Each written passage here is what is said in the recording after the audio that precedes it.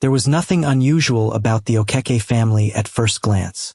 To the neighbors, they were the picture of success. Their house was big, with white walls and a garden that looked like it belonged in a magazine. Chinedu and Ngozi, the parents, were always dressed well and went out to fancy events. They were respected in their community, always seen at church and social gatherings, smiling and shaking hands. Their life looked perfect from the outside, a dream that anyone would want to be a part of. But inside that house, behind the big gates and the fancy furniture, things were different. Things no one could see. The truth was hidden, locked away where no one could find it. And the only one who knew the truth was Toby. Toby wasn't a person. He wasn't a kid or an adult. He was a dog, an Alsatian with sharp eyes, a strong build, and a deep loyalty to the family he had watched for years. He had seen things that no one should ever see, especially not a child, and his eyes had never forgotten. His loyalty to his owners was unquestionable, but he knew something no one else did. The Okekes weren't the perfect family they pretended to be. The truth was darker. It had been years since Toby had first arrived at the Okeke home. At first, he had been just another pet, but over time he had become more than that. He was their protector, their guard dog, always alert to anything that might threaten his family.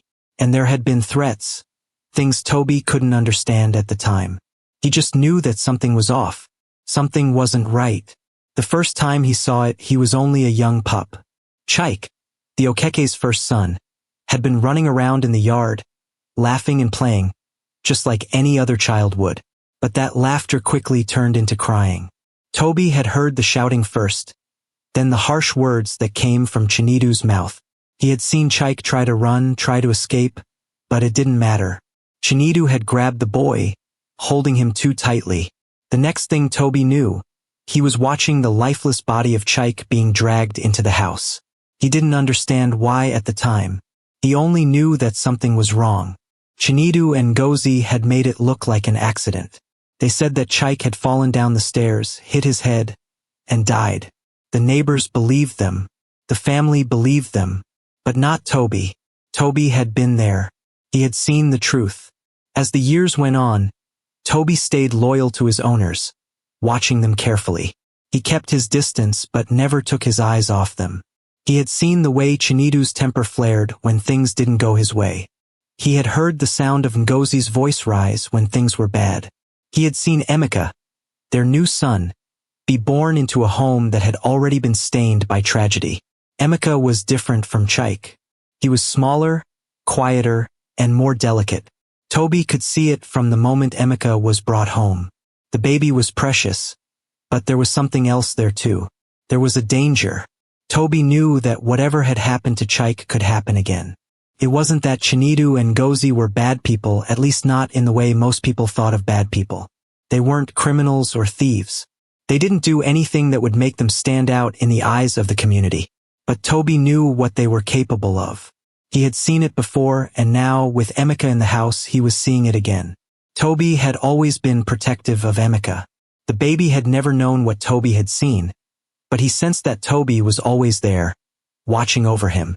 Whenever Emeka cried, Toby would sit by the crib, watching with his dark eyes, making sure nothing would harm the child. He would bark if anyone got too close, warning them that the baby was his responsibility now. And Emeka, innocent and unaware, would giggle as if he understood that Toby was his protector. But one day, Toby noticed something that made his fur stand on end. It was just another argument between Chinedu and Ngozi. It wasn't the first time they had fought, but it felt different. Toby could hear the anger in their voices, the sharpness in their words. Ngozi was yelling at Chinedu about how Emeka was spoiled, how he needed discipline. Chinedu, in turn, was frustrated with how hard it was to make Emeka behave. They were both saying things that made Toby uneasy. "You're doing it wrong," Ngozi shouted. "If you don't make him behave, he'll grow up to be like Chike. A weak, useless child." Toby froze. He knew that name. Chike, the memory of that day, the day everything had changed, came rushing back. Toby's stomach twisted, and his heart raced. He had heard that name before, but this time it was different. This time, Chinedu and Ngozi's anger wasn't just at each other. It was at Emeka too. Toby's instincts kicked in. He knew that something needed to be done. He couldn't let history repeat itself. He couldn't let Emeka suffer the same fate as Chike. Toby had been silent for so long, but now he had to act. He had to protect the child he had come to love and care for. As Chinedu raised his voice once more, Toby made up his mind. Without another thought, he ran to the baby's crib. Emeka was asleep, unaware of the tension in the house. Toby nudged the crib with his nose, careful not to wake him. He picked the baby up in his mouth, just like he had done many times before, and started moving toward the door. It wasn't the first time Toby had taken Emeka away from the room to quiet the baby, but this time was different. This time, Toby was leaving and he wasn't coming back. He ran through the door and into the night. The Okekes didn't notice at first. They were too busy shouting at each other, too consumed with their anger. But when the silence hit, it was too much to ignore. Chinedu and Ngozi turned around, and that's when they saw that their baby was gone. "Where is he?" Ngozi screamed, looking around the room, panicked. "Where's Emeka?" Toby was already gone, moving fast through the yard and down the street, carrying Emeka to safety. He had to get to someone who would protect the child. Someone who wouldn't let him fall into the same trap that had taken Chike. Toby knew exactly where to go. He ran to Auntie Nkechi, the one person he could trust. Auntie Nkechi wasn't just another member of the community. She was family, a kind woman who had always loved the children of the Okeke household. She had always kept her distance, but she had been kind to Chike when he was alive, and she had been just as kind to Emeka. Toby knew that she was the only one who would understand. As Toby arrived at Auntie Nkechi's house, the front door was open, and he nudged it open with his nose. She was sitting in the living room, knitting, when she looked up and saw Toby standing there with Emeka in his mouth. She gasped, standing up quickly. "Toby, what's going on?" she asked, her voice filled with confusion. Toby didn't bark. He didn't need to. The look in his eyes said it all. Auntie Nkechi stepped forward, taking the baby gently from Toby's mouth. "What happened?" she whispered to the dog, looking back at the house where he had come from. Toby sat back on his haunches, his eyes never leaving Auntie Nkechi's face. He had done what he could. Now it was her turn to keep Emeka safe. Auntie Nkechi looked down at the baby in her arms. Emeka was still asleep, completely unaware of the danger he had been in just hours before. She could feel the weight of the responsibility in her hands, and with that weight came a feeling of deep concern. Something wasn't right. Toby, the Okeke family dog, had never acted like this before. He had been protective, but this was different. He wasn't just playing around or looking after the baby as he always did. There was something about tonight, something urgent in his eyes that told Auntie Nkechi this wasn't a simple rescue. As she stood there, holding Emeka close, Toby was pacing back and forth, watching her. His usual calm demeanor was gone. The dog was nervous, his ears flicking at every sound. His body language told Auntie Nkechi everything she needed to know. This wasn't just a pet acting out. Toby had seen something that made him act in a way that Auntie Nkechi couldn't ignore. "What is it?" she whispered softly to the dog, though she knew he couldn't answer. Toby's eyes locked onto her, and she felt an odd chill run through her. She needed to know what was going on. The question that had been in her mind since Toby had arrived with the baby now felt more pressing. What had happened at the Okeke house? Why had Toby stolen Emeka away in the middle of the night? Auntie Nkechi moved slowly, sitting down on the old wooden chair in the corner of her living room, cradling Emeka in her lap. Toby stopped pacing and sat at her feet, still alert but calmer now that he knew the baby was safe. She stared at the baby's innocent face, the peaceful sleep that was too good for someone so young. But Emeka was innocent. He had no idea what had been happening in that house, and she had to make sure he never had to face it. As she watched him, she remembered Chike, the Okeke's first child, the little boy that had seemed so full of life. She had loved Chike, even though he had been difficult to handle sometimes, but she hadn't seen him in years. She had visited the Okekes once when he was about 5, and he had run into her arms, asking her to play with him. He was always full of energy, so happy. And then, Chike had been gone. Just like that. The Okekes had said it was an accident. They had told everyone he had fallen down the stairs. They'd even had a small funeral, and the neighbors had said their goodbyes. But Auntie Nkechi had always felt something wasn't right. No one had really asked questions. The Okekes were powerful people in the community. Chinedu was well-liked, and Ngozi had her social status. Who would question them? Who would ask why such a young child had died in a way that didn't seem to make sense? Toby was the only one who knew. He had been there. He had seen what had really happened. Auntie Nkechi's thoughts were interrupted by the sound of footsteps outside her door. She turned her head, expecting the worst. But it wasn't the Okekes, thank goodness. It was her neighbor, Uncle Obi, who had come to check in on her. He was a kind man, but Auntie Nkechi wasn't sure she was ready to talk about what was happening. She didn't want to say anything yet. Not until she understood it better herself. "Good evening, Auntie Nkechi," Uncle Obi said as he knocked gently on the door before entering. "Is everything all right? I saw Toby running past my house earlier. Is Emeka here with you?" Auntie Nkechi smiled weakly. "Yes, Uncle Obi. Emeka is fine. It's just, Toby brought him here tonight. There's been some trouble, but don't worry. The baby is safe." Uncle Obi raised his eyebrows. "Trouble? What kind of trouble? I heard voices from the Okeke house earlier, loud voices. What's going on?" Auntie Nkechi hesitated for a moment, looking at Toby.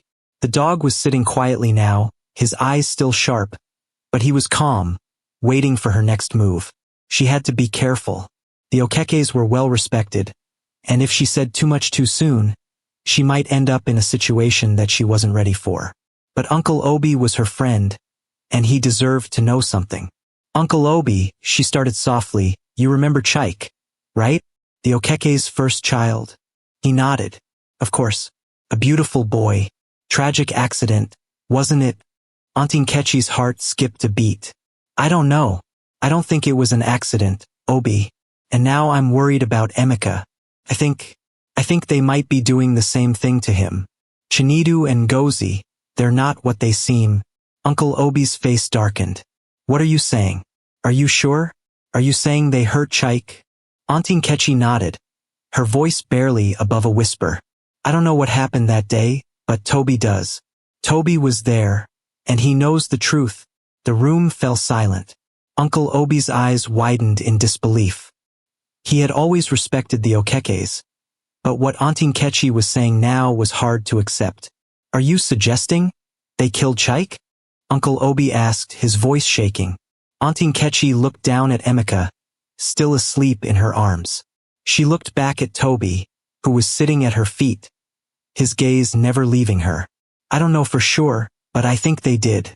And I think they might hurt Emeka too, if we don't do something." Uncle Obi took a step back. This is serious, Auntie Nkechi.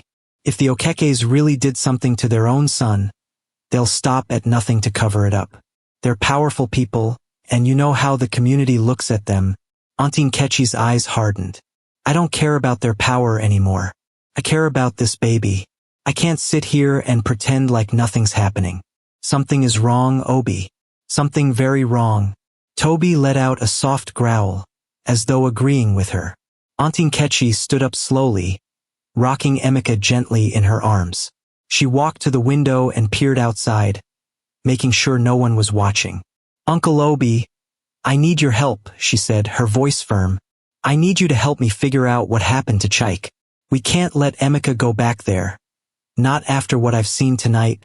Uncle Obi nodded, his face serious now. "All right, Auntie Nkechi, I'll help you. We need to be careful, though. If we dig into this, we could be in danger." Auntie Nkechi clenched her jaw. "I'm not afraid. Not anymore." She walked back to her chair and sat down again, her eyes still fixed on Toby. "We'll start tomorrow. We'll talk to the neighbors, ask the right questions. If the Okekes are hiding something, we'll find out. And Emeka will never have to go back there." The night dragged on, but nothing else was said. Auntie Nkechi knew what had to be done.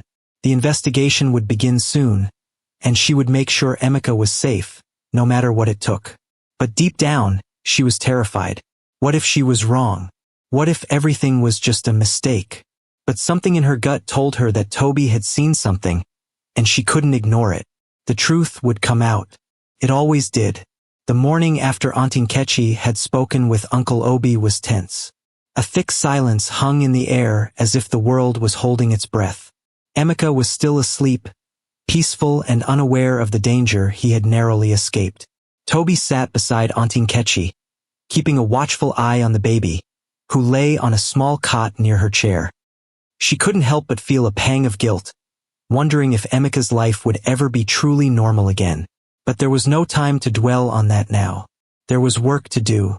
Today was the day they would get to the truth, the day they would find out what really happened to Chike and, most importantly, keep Emeka safe. But Auntie Nkechi knew it wouldn't be easy. The Okekes were powerful, well-connected, and they wouldn't take kindly to anyone digging into their past. But she had to try. She couldn't let Emeka be their next victim. Auntie Nkechi, what are we going to do now? Uncle Obi asked, breaking her thoughts. He had arrived early that morning, as promised, ready to help her. He stood near the door, his eyes shifting nervously between her and Toby. We start by asking questions, Auntie Nkechi said quietly, her voice filled with determination. We need to talk to the neighbors who were around when Chike died. Someone must have seen something. If the Okekes have been hiding something this whole time, someone will know. Uncle Obi nodded, though doubt was written all over his face. You really think someone will speak up? After all this time? I don't care if it's been years, Auntie Nkechi said, standing up from her chair. People talk. If the Okekes have been covering up the truth, it's only a matter of time before it catches up with them. But we can't waste any more time.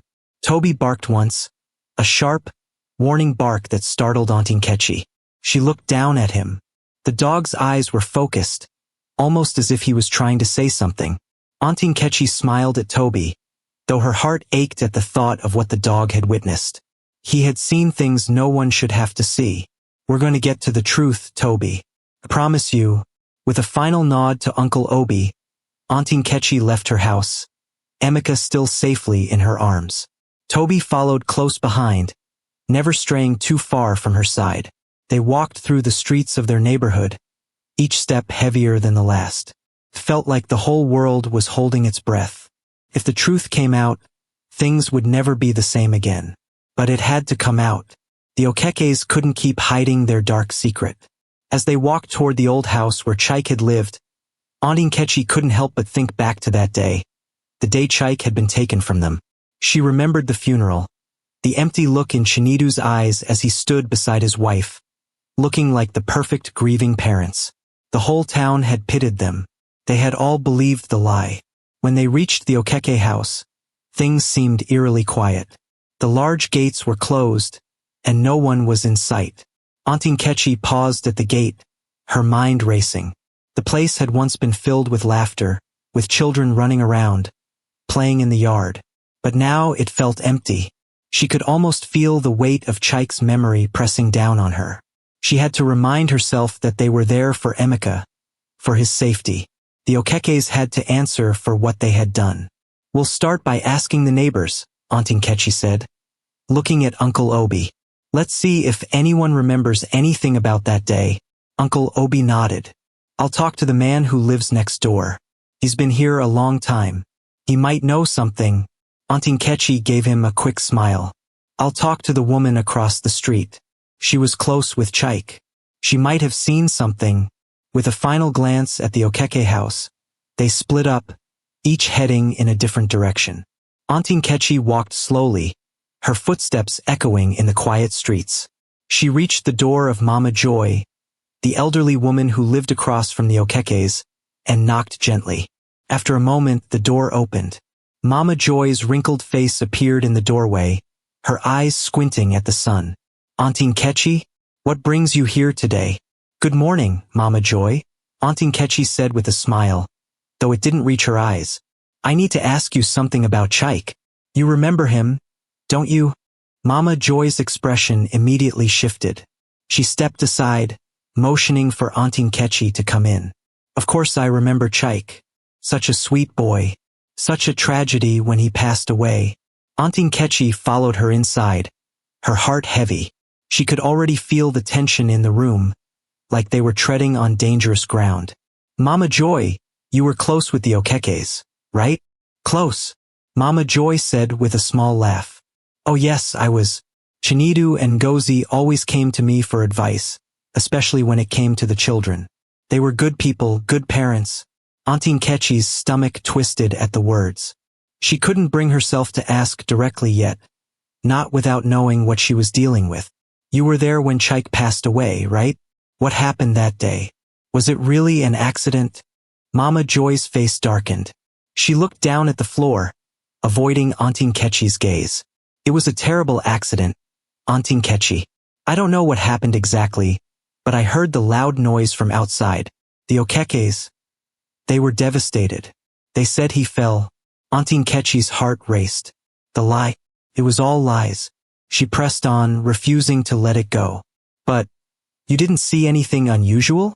Any arguments, maybe? Or something strange? Mama Joy hesitated for a long moment before speaking again. Well, she glanced toward the window, her voice dropping to a whisper. I did hear them arguing the night before. Chinedu and Ngozi. It wasn't the first time, but that night, their voices were louder than usual. I heard them shouting at Chike, and the boy was crying. Auntie Nkechi's blood ran cold. She hadn't expected to hear this. Crying? What was he crying about? Mama Joy shook her head. I don't know. I didn't want to get involved. It wasn't my place. But it wasn't right. I thought maybe Chinedu had just lost his temper again. He's always been a hothead. Auntie Nkechi swallowed hard, feeling the weight of what she had just heard. And the next day, you didn't hear anything? No sounds, no commotion.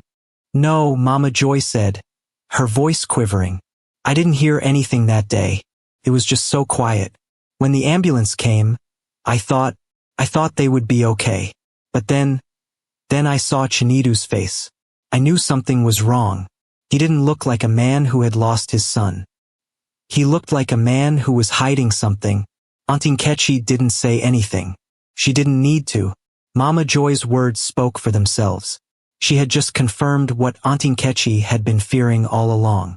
Thank you, Mama Joy, Auntie Nkechi said softly, her voice filled with sadness.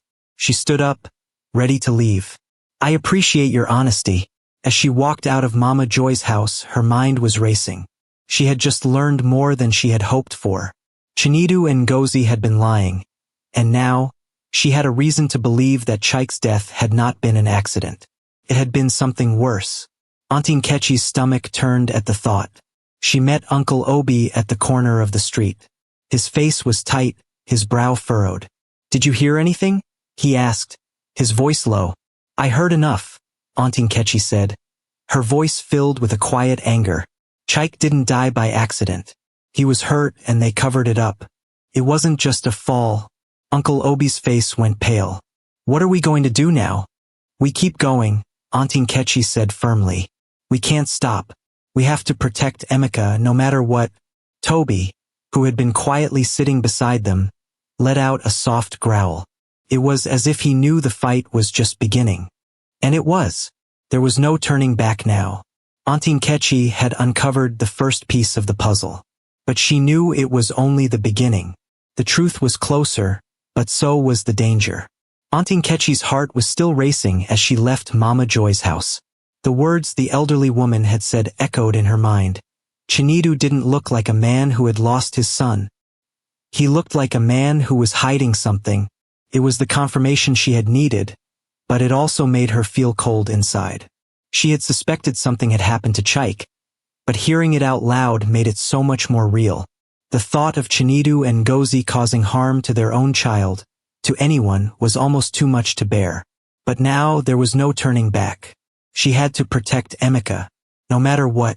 Toby had been walking silently beside her, his head low, his eyes constantly scanning the area as though he, too, could sense the growing danger. Auntie Nkechi was grateful for the dog's presence. He had proven to be a true protector, and it was clear that he would do anything to make sure Emeka was safe. Uncle Obi should have finished by now, Auntie Nkechi muttered to herself, her thoughts still whirling with the new information. She needed to find him. She needed to know if he had learned anything useful from the man next door. Just as she turned the corner onto the street where Uncle Obi had gone, she saw him standing by the front gate of the Okeke house, looking over his shoulder. His eyes met hers, and his face darkened. "We need to talk," Uncle Obi said, his voice tight. Auntie Nkechi's stomach sank. "What did you find out?" Uncle Obi hesitated, glancing around to make sure no one was listening. "It's worse than we thought, Auntie Nkechi. The neighbor next door. He didn't just hear the argument that night. He saw something. He saw Chinedu carrying Chike inside, and the boy wasn't moving. He wasn't even crying. He said it looked like Chinedu was holding a lifeless body." Auntie Nkechi felt the blood drain from her face. "What?" She could hardly speak, the words barely able to leave her mouth. "But that means—" "I know," Uncle Obi interrupted. "It means it wasn't just an accident. Chike didn't fall. Something happened before that." Her breath hitched. This was it. This was the proof she needed. But it didn't make it any easier to hear. Chike had been hurt, maybe even killed, and the Okekes had lied about it. They'd gotten away with it for so long, and now, with Emeka in danger, it felt like everything was about to fall apart. "We can't let Emeka go back there," Uncle Obi said firmly. "We need to make sure he stays safe, Auntie Nkechi. Whatever the Okekes did, they'll do it again if they get the chance." "I know," she whispered, clutching Emeka tightly to her chest. "But we can't just run. We need evidence. We need people to listen." "We can't wait for them to listen," Uncle Obi argued, his face hard. "The Okekes are too powerful. They'll shut us down before we even get started. We need to act now." Auntie Nkechi looked down at Emeka. He was sleeping peacefully, completely unaware of the storm that was about to hit. She knew Uncle Obi was right, but it felt wrong to be rushing into things. They needed a plan, not just more fear and anger. "We'll talk to the police," Auntie Nkechi said, more to herself than to Uncle Obi. "But first, we need to make sure the Okekes can't get to Emeka. If they think he's still here, they'll come for him. We have to get him out of sight." She looked at Uncle Obi. His face was grim, but he nodded. "Where do we take him?" "Not far," she said, thinking quickly. "I'll take him to the church. Pastor Emmanuel is there today. He's always been kind to me and the kids. He'll keep Emeka safe until we can figure out what to do next." Uncle Obi frowned. "Are you sure? The church is close to the Okeke house. They'll find out sooner or later." "I know," she said, "but right now it's the safest place. No one will look for him there." Toby barked, as though agreeing, and Auntie Nkechi smiled, though it didn't reach her eyes. "We need to move quickly. I don't want to take any chances." They both turned and started walking in the direction of the church, Toby close at their heels. Auntie Nkechi felt a strange sense of calm wash over her. She had done the right thing by bringing Emeka to safety. But as they approached the church, the worry returned. They needed to act fast before anyone realized what was happening. When they arrived at the church, the gates were open, and Pastor Emmanuel was outside, standing near the entrance talking to someone. Auntie Nkechi's heart began to race. This was the moment. Pastor Emmanuel turned as he saw them approaching. He smiled when he saw her but stopped when he noticed the baby in her arms. "Auntie Nkechi, what's going on?" Auntie Nkechi hesitated for only a moment before she stepped forward. "Pastor Emmanuel, I need your help. There's been a terrible mistake. I'm afraid Emeka isn't safe. I need you to take him, keep him here. Don't let anyone know where he is." Pastor Emmanuel's brow furrowed with confusion. "What are you talking about? What happened?" She looked around quickly, making sure no one was nearby. "It's the Okekes. They've been hiding something. Chike, their first son, didn't die in an accident. And now they're trying to hurt Emeka." Pastor Emmanuel's eyes widened with shock. "What do you mean? This doesn't make sense." "I know," she said quickly, glancing at Toby, who was sitting nearby, his eyes fixed on the pastor. "But we have to keep Emeka safe. I don't have time to explain it all now. The Okekes will come looking for him, and if they find him, they'll take him back." Pastor Emmanuel stared at her for a moment before he nodded, as if deciding to trust her. All right, I'll keep him here. You have my word. But you have to be careful. This is bigger than just a family dispute. I know, Auntie Nkechi said. That's why I need you to keep him hidden. No one can know where he is. Not until I figure out what to do next. Pastor Emmanuel nodded again.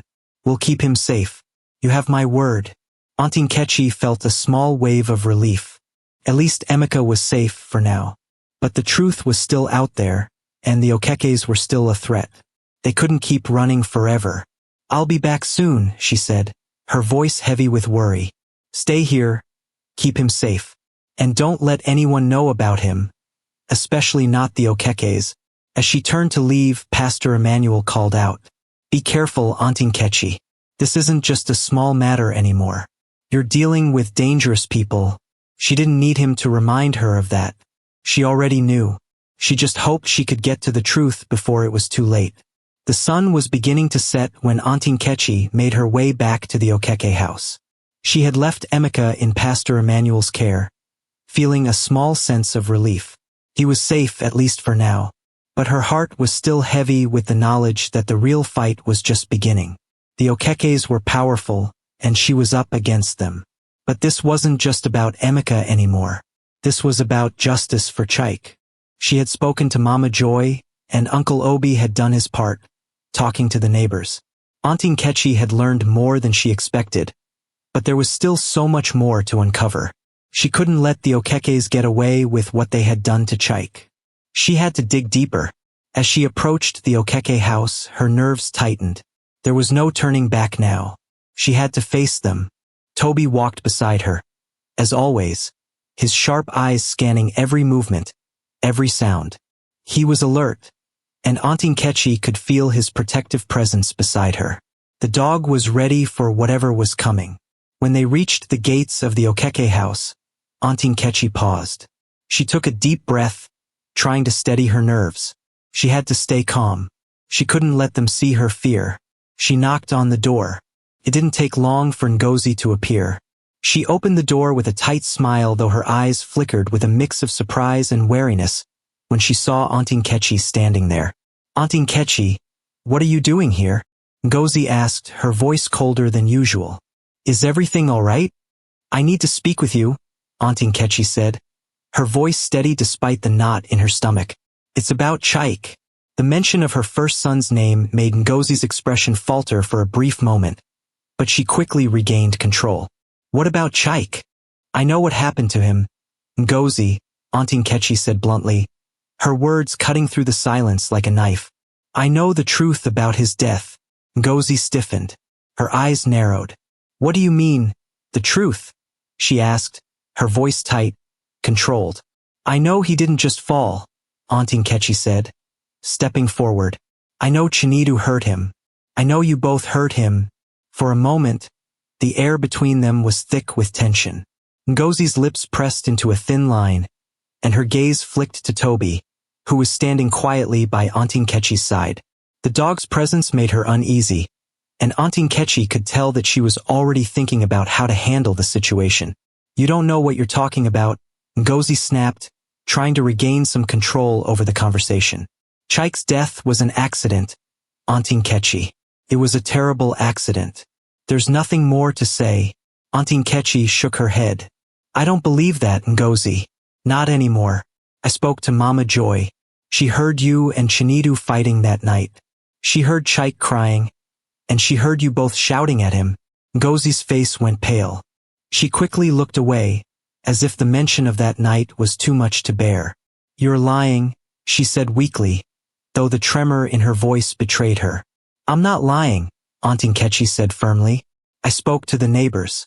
I know what happened. You and Chinedu tried to cover it up, but the truth is coming out. You don't know anything, Ngozi spat, her anger rising. You have no idea what it was like for us. Chike was a troublemaker and we did what we had to do. You don't understand, Auntie Nkechi. You don't understand what it's like to raise a child like him. Auntie Nkechi's stomach turned at her words. You're lying, Ngozi. You didn't do what you had to do. You hurt him. You killed him. And now you're trying to do the same thing to Emeka. At the mention of her second child's name, Ngozi's face hardened, her eyes flashing with fear and rage. Leave my son out of this, she warned, stepping forward and blocking the doorway. I won't let you accuse me of anything. I'm not accusing you, Ngozi, Auntie Nkechi said, her voice calm but firm. I'm trying to protect Emeka. If you hurt him the way you hurt Chike, I'll make sure the truth comes out. You won't get away with it this time. Ngozi's jaw clenched. She opened her mouth to speak, but before she could, they both heard the sound of footsteps approaching from behind. Auntie Nkechi's heart skipped a beat as she turned, instinctively stepping in front of Toby, trying to block the way. It was Chinedu. He was walking towards them with a stern expression, his eyes narrowing as he saw Auntie Nkechi standing on his doorstep. What is going on here? Chinedu asked, his voice low and dangerous. Why are you bothering my wife? I'm not bothering anyone, Auntie Nkechi said calmly, though her heart was pounding in her chest. I'm here because I know the truth. I know what happened to Chike, and I'm not going to let you hurt Emeka. Chinedu's eyes flashed with anger. You know nothing, he said, his voice rising. You've been talking to the wrong people, Auntie Nkechi. You don't know what you're getting yourself into. I know enough, Auntie Nkechi said. I know you killed your son, and I know you're going to hurt Emeka too if I don't stop you. Toby growled low in his throat, his teeth bared, ready to protect Auntie Nkechi and Emeka at all costs. The tension between the three of them was palpable, and for a moment, it felt like the entire neighborhood was holding its breath. Chinedu stepped closer, his face twisted in fury. You have no right to come here and accuse me of something like that, he said, his voice shaking with barely contained rage. You don't know what it's like to raise a child like Chike. He was wild, uncontrollable, and… No, Auntie Nkechi cut him off sharply. You were the one who was wild. You were the one who lost control. You hurt him and now you're trying to cover it up. But I won't let you hurt Emeka too. Chinedu's eyes flared with anger, but Auntie Nkechi didn't back down. She knew she couldn't. If she did, she might never get another chance to expose the truth. You've already taken one life, Auntie Nkechi said, her voice steady but filled with quiet anger. I won't let you take another. Chinedu stood there for a moment, his face hard, as if he was weighing his options. He looked at Ngozi, who was standing by the door, her expression unreadable. Finally, he spoke, his voice low and threatening. You should leave. Now. Auntie Nkechi didn't flinch. She stood tall, her resolve stronger than ever. I'm not going anywhere, Chinedu. Not until I get the truth. And not until I make sure Emeka is safe. The air between them crackled with tension. Chinedu took one final look at her, then turned on his heel and walked back into the house without saying another word. Auntie Nkechi stood there for a moment, her heart still pounding in her chest. She had done it. She had confronted them, and they knew she was onto them. But she hadn't expected them to give in so easily. Something was off. She couldn't let her guard down now. This was only the beginning. As Auntie Nkechi turned to leave, she felt a rush of uncertainty. What would they do next? What would the Okekes do to protect their secrets? She didn't know, but she knew one thing for sure. She wouldn't back down. And neither would Toby. The night after her confrontation with Chinedu and Ngozi, Auntie Nkechi couldn't sleep. The words they had spoken to her echoed in her mind. She couldn't shake the image of their cold expressions and their refusal to acknowledge the truth. She knew now, more than ever, that Emeka's safety depended on her finding the evidence that would expose the Okekes for what they were. She had to protect him, no matter the cost. As the sun began to rise, Auntie Nkechi found herself pacing in her small living room, the weight of the situation pressing heavily on her chest. She couldn't do this alone. She needed more than just the suspicion she had. She needed proof. The neighbors, Mama Joy, Uncle Obi, and others, had given her pieces of the puzzle, but there was still a big gap she couldn't fill. Toby was lying quietly by the door, his eyes following her every move. He seemed to sense her worry, and his steady presence was a small comfort. Auntie Nkechi finally stopped pacing and sat down on the old wooden chair near the window. She needed to think clearly, to plan. She had no choice but to dig deeper. She had to find more people who had been there, who might have witnessed something that could help her put the pieces together. She stood up again, feeling a renewed sense of determination. She had to go back to the heart of the matter the night Chike had died. Someone must have seen something. Someone must have heard something. Auntie Nkechi grabbed her jacket and turned to Toby. "We're going back," she said softly. "I need to talk to some more people. We can't stop until we find the truth." A few hours later, Auntie Nkechi was standing in front of Musa, a man who had lived next door to the Okekes for many years. He was a quiet, hard-working man who had always kept to himself. But Auntie Nkechi knew he was the type of person who would have noticed anything unusual. If anyone had seen what happened that night, it would be him. She knocked on the door, and after a moment, Musa opened it. His face was friendly but tired, and he blinked when he saw Auntie Nkechi standing there.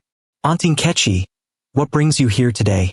Musa asked, his voice warm but curious. "I need to ask you about something," she said, her voice low. "It's about Chike, and what happened the night he died." Musa's expression changed almost immediately. He stepped aside to let her in. "Please come in," he said.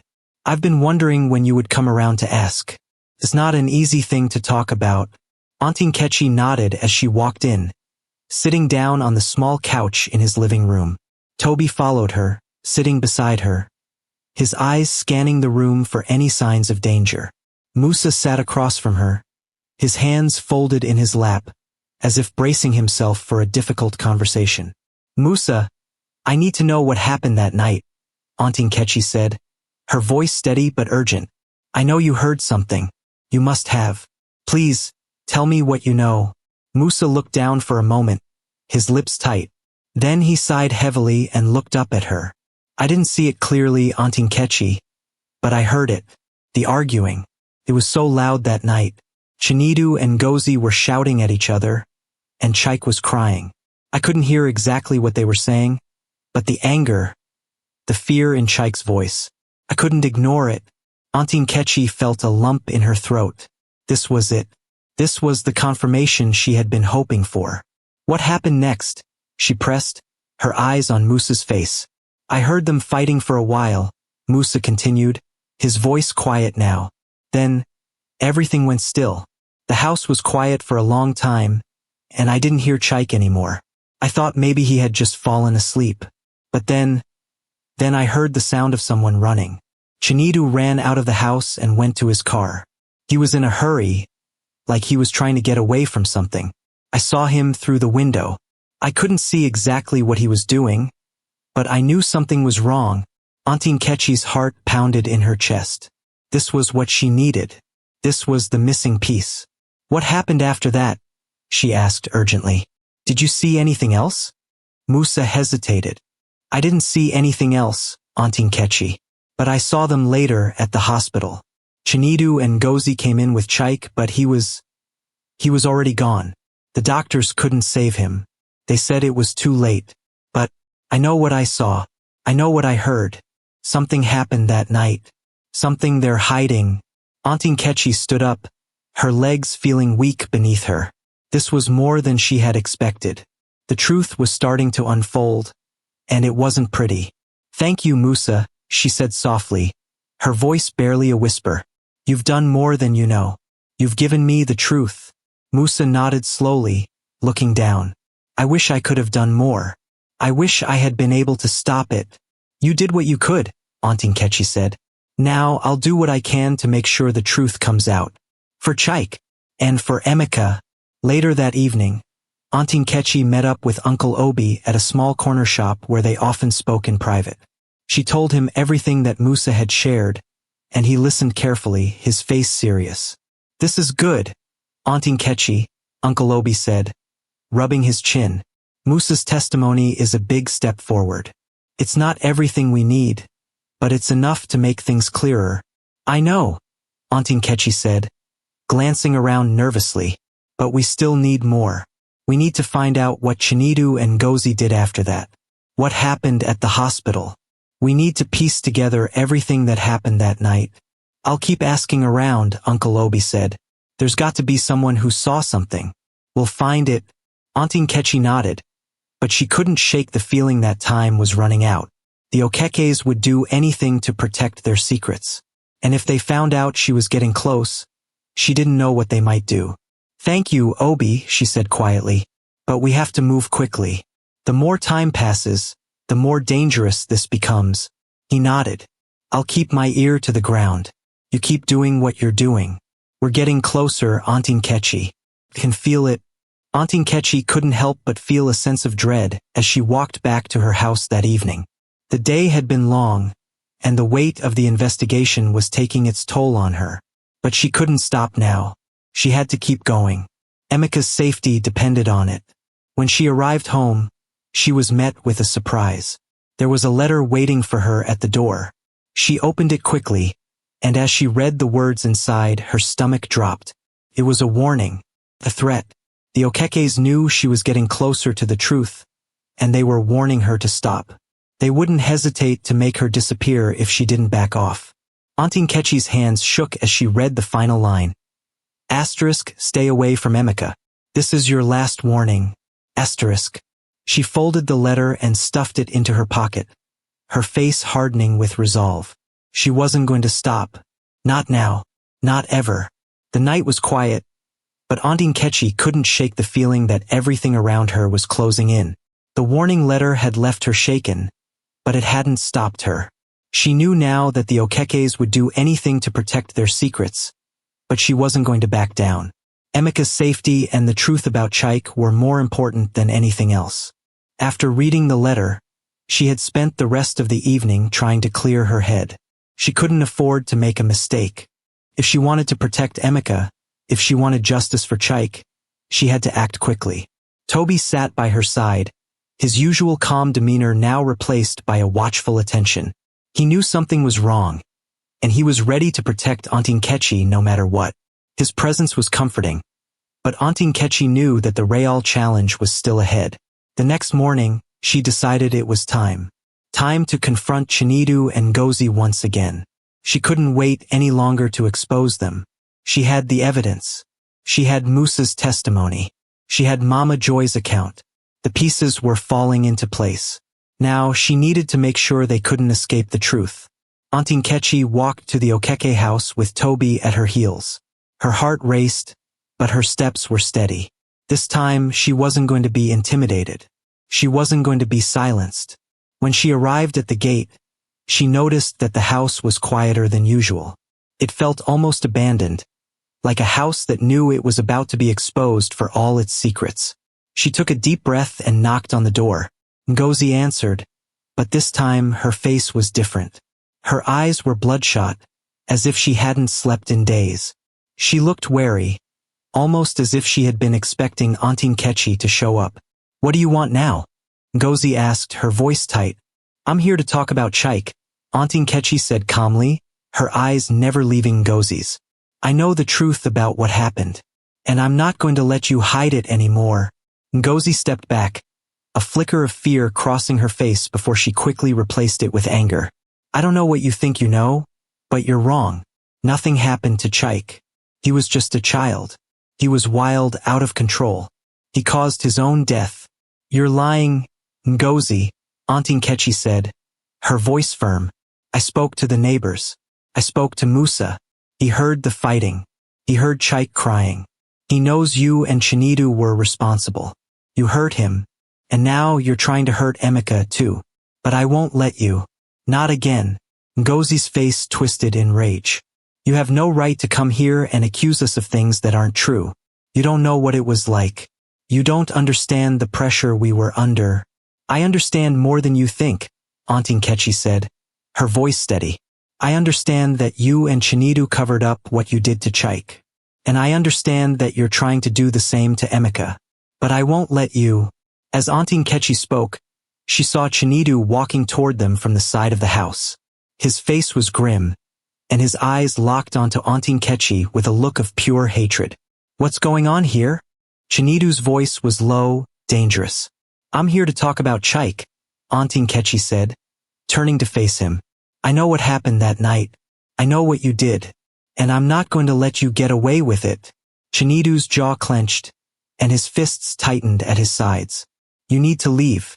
Now, he said, his voice cold. You don't know who you're messing with.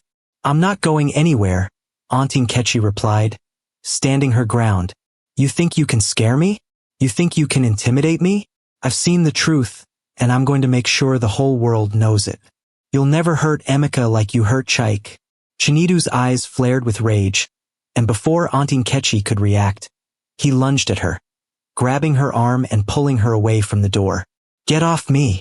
Auntie Nkechi shouted, trying to break free, but Chinedu's grip was tight, and he pushed her against the wall, his face inches from hers. You're making a big mistake, he hissed. Toby let out a sharp growl and lunged at Chinedu, teeth bared. The dog's movement was quick and powerful, but Chinedu recoiled, letting go of Auntie Nkechi as he backed away, holding his hands up in defense. Stay away from her! Chinedu shouted, but Toby didn't move, standing his ground beside Auntie Nkechi. Auntie Nkechi was shaking, but she didn't back down. She had come too far to let fear stop her now. She looked Chinedu in the eyes and said, You can't keep hiding the truth. You and Ngozi are responsible for what happened to Chike, and now you're going to face the consequences. For a moment, Chinedu just stared at her, his chest rising and falling with heavy breaths. Then he spoke, his voice quieter but filled with venom. You think you can bring me down? You think you're going to win? You're nothing. You're just a woman with a dog and a bunch of lies. I'm not lying, Auntie Nkechi said firmly, and I won't stop until you pay for what you did to Chike. To Emeka, Chinedu's face twisted in anger, and for a second, Auntie Nkechi feared he might lash out again. But instead, he turned and walked back toward the door, his shoulders stiff with rage. You've made a big mistake, Auntie Nkechi, he said, his voice low and threatening. You don't know who you're dealing with. We're done here. Auntie Nkechi stood still, watching him as he entered the house, the door slamming shut behind him. Her heart was racing, but she didn't let herself show any weakness. She had confronted them. She had made her stand. And now she had to make sure the truth came out. But she knew it wasn't over. Not by a long shot. The Okekes would try to silence her, and they wouldn't stop until they had succeeded. But Auntie Nkechi wasn't going to let that happen. Not while Emeka's life was at risk. The days after her confrontation with the Okekes were tense. Auntie Nkechi could feel the weight of every moment, the constant pressure of knowing that the Okekes would stop at nothing to protect their lies. She had exposed them, but they hadn't been completely broken. The threat of their power still loomed over her, and she knew they wouldn't just give up. It had become clear to her that she couldn't do this alone anymore. She had already seen how far they would go to keep their secrets hidden, and now she was more determined than ever to ensure Emeka's safety. He deserved a life free from fear, and Auntie Nkechi was the only one who could give him that.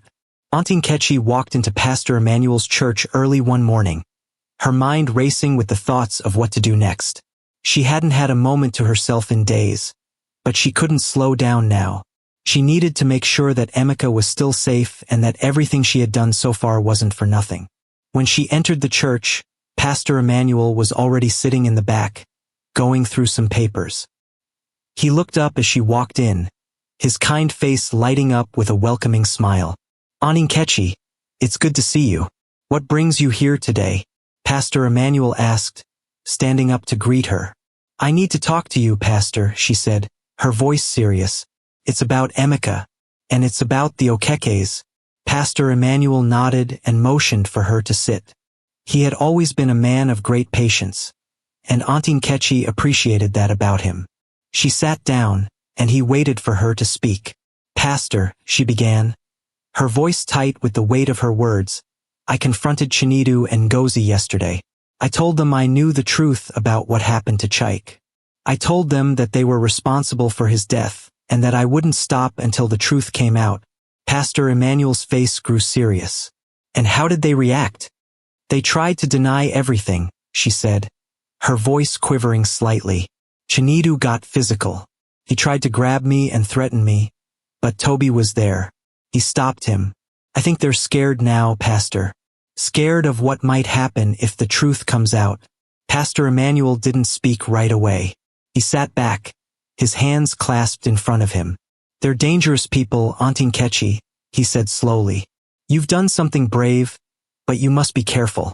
They'll do whatever it takes to protect themselves." "I know," she said, her voice low, "but I'm not going to stop. Not now. I've seen enough to know what they're capable of. And I'm not going to let them hurt Emeka." Pastor Emmanuel nodded, his eyes soft with understanding. "You're a strong woman, Enceinte, but you're not alone in this. I'm with you, and the church will stand behind you too. We will help however we can." Enceinte felt a small sense of relief wash over her. She had been so focused on what might happen next that she had forgotten that there were people she could trust, people who would help her. "Thank you, Pastor," she said, her voice steady now. "I need to keep Emeka safe, but I also need to make sure that I get the evidence I need. I can't just accuse them without proof. I have to make sure that I'm doing this the right way." "I understand," Pastor Emmanuel said. "We'll make sure the right steps are taken. But you need to keep Emeka hidden for now. Keep him here with us for as long as necessary. If the Okekes come looking, they won't find him." Enceinte nodded gratefully. "I'll keep him safe, Pastor. I just don't know what the Okekes will do next." "You're not alone in this," Pastor Emmanuel said firmly. "The church will protect you. You've done the right thing. We'll make sure the truth comes out." As the days passed, Enceinte took refuge in the church, keeping Emeka close and making sure that the Okekes couldn't find him.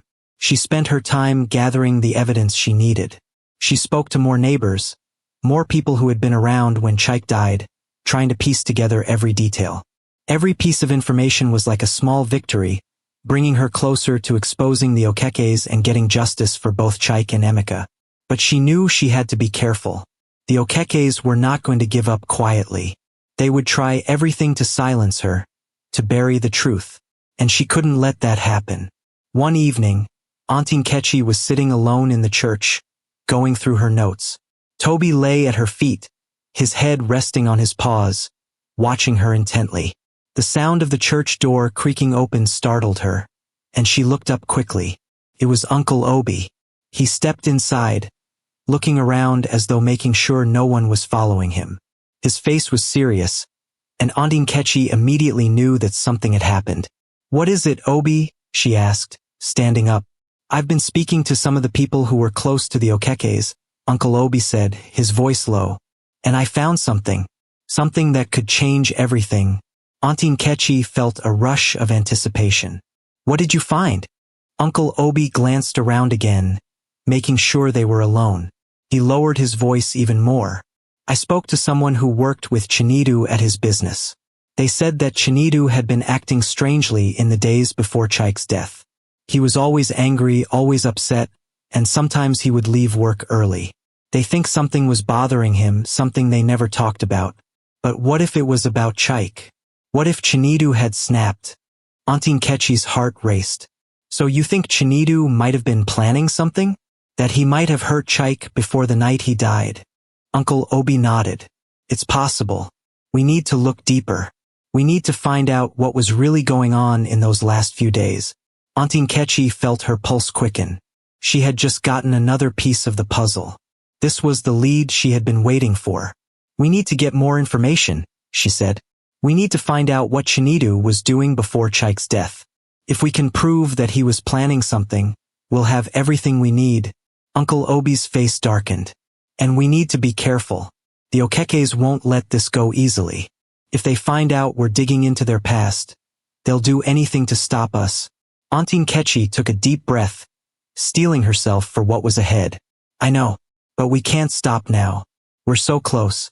Emeka deserves the truth. Chike deserves the truth." Uncle Obi placed a hand on her shoulder. "We're with you, Enceinte. We'll make sure you're not alone in this." Enceinte looked at Toby, who was still lying quietly by her feet. He had been with her every step of the way, loyal and protective, just like he had been when he saved Emeka from the Okekes. She knew she had to keep going. She had to finish what she started. As the days turned into weeks, Enceinte investigation continued. She spoke to more people, gathered more evidence, and pieced together the truth about Chike's death. Each discovery brought her closer to the truth, but it also made her realize just how far the Okekes were willing to go to cover up their past. And then, one afternoon, everything changed. Uncle Obi came to her with a look of shock on his face. "Auntie Nkechi, I've spoken to the police. They're going to investigate Chike's death. They're finally going to take it seriously." Auntie Nkechi's breath caught in her throat. "The police? They're going to investigate Chike's death." Uncle Obi nodded. "Yes, the evidence is there. The neighbors, the people who saw things, everything points to the Okekes. It's time for the truth to come out." Tears welled up in Auntie Nkechi's eyes. She had done it. She had fought for Emeka, for Chike, and now the truth was finally going to come out. It was a victory, but it was also just the beginning of a new chapter for Emeka. The fight wasn't over yet, but it was a fight that Auntie Nkechi knew she would win. She had the truth on her side, and with that she could finally breathe. The future was uncertain, but for the first time in a long while, it felt like they were heading in the right direction. Emeka's future was safe. The truth would be known.